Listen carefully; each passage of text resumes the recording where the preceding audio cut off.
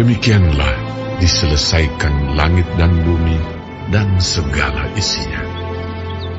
Ketika Allah pada hari ketujuh telah menyelesaikan pekerjaan yang dibuatnya itu, berhentilah ia pada hari ketujuh dari segala pekerjaan yang telah dibuatnya itu. Lalu Allah memberkati hari ketujuh itu dan menguduskannya, karena pada hari itulah ia berhenti dari segala pekerjaan penciptaan yang telah dibuatnya itu. Demikianlah riwayat langit dan bumi pada waktu diciptakan. Ketika Tuhan Allah menjadikan bumi dan langit, belum ada semak apapun di bumi, belum timbul tumbuh-tumbuhan apapun di padang, sebab Tuhan Allah belum menurunkan hujan ke bumi, dan belum ada orang untuk mengusahakan tanah itu. Tetapi ada kabut naik ke atas dari bumi dan membasahi seluruh permukaan bumi itu. Ketika itulah Tuhan Allah membentuk manusia itu dari debu tanah dan menghembuskan nafas hidup ke dalam hidungnya. Demikianlah manusia itu menjadi makhluk yang hidup. Selanjutnya, Tuhan Allah membuat taman di Eden, di sebelah timur. Disitulah ditempatkannya manusia yang dibentuknya itu.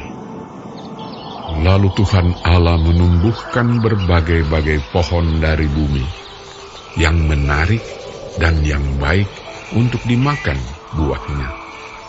Dan pohon kehidupan di tengah-tengah taman itu, serta pohon pengetahuan tentang yang baik dan yang jahat. Ada suatu sungai mengalir dari Eden untuk membasahi taman itu.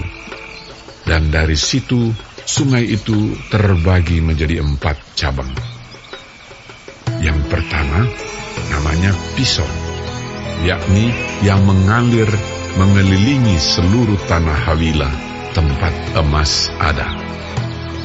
Dan emas dari negeri itu baik. Di sana ada damar bedola dan batu krisopras. Nama sungai yang kedua ialah Gihon, yakni yang mengalir mengelilingi seluruh tanah Kush. Nama sungai yang ketiga ialah Tigris, yakni yang mengalir di sebelah timur Asyur. Dan sungai yang keempat ialah Efrat. Tuhan Allah mengambil manusia itu dan menempatkannya dalam Taman Eden untuk mengusahakan dan memelihara taman itu. Lalu Tuhan Allah memberi perintah ini kepada manusia. Semua pohon dalam taman ini boleh kau makan buahnya dengan bebas. Tetapi pohon pengetahuan tentang yang baik dan yang jahat itu, janganlah kau makan buahnya, sebab pada hari engkau memakannya, pastilah engkau mati. Tuhan Allah berfirman, tidak baik kalau manusia itu seorang diri saja. Aku akan menjadikan penolong baginya yang sepadan dengan dia. Lalu Tuhan Allah membentuk dari tanah segala binatang hutan dan segala burung di udara. Dibawanyalah semuanya kepada manusia itu untuk melihat bagaimana ia menamainya. Dan seperti nama yang diberikan manusia itu kepada tiap-tiap makhluk yang hidup, demikianlah nanti nama makhluk itu.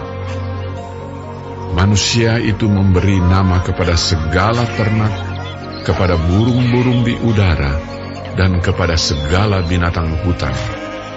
Tetapi baginya sendiri, ia tidak menjumpai penolong yang sepadan dengan dia. Lalu Tuhan Allah membuat manusia itu tidur nyenyak.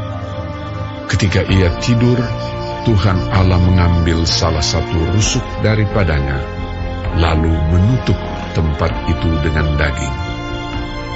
Dan dari rusuk yang diambil Tuhan Allah dari manusia itu, dibangunnyalah seorang perempuan, lalu dibawanya kepada manusia itu. Lalu berkatalah manusia itu, Inilah dia, tulang dari tulangku, dan daging dari dagingku. Ia akan dinamai perempuan, sebab ia diambil dari laki-laki. sebab itu seorang laki-laki akan meninggalkan ayahnya dan ibunya, dan bersatu dengan istrinya, sehingga keduanya menjadi satu daging. Mereka keduanya telanjang, manusia dan istrinya itu, tetapi mereka tidak merasa malu.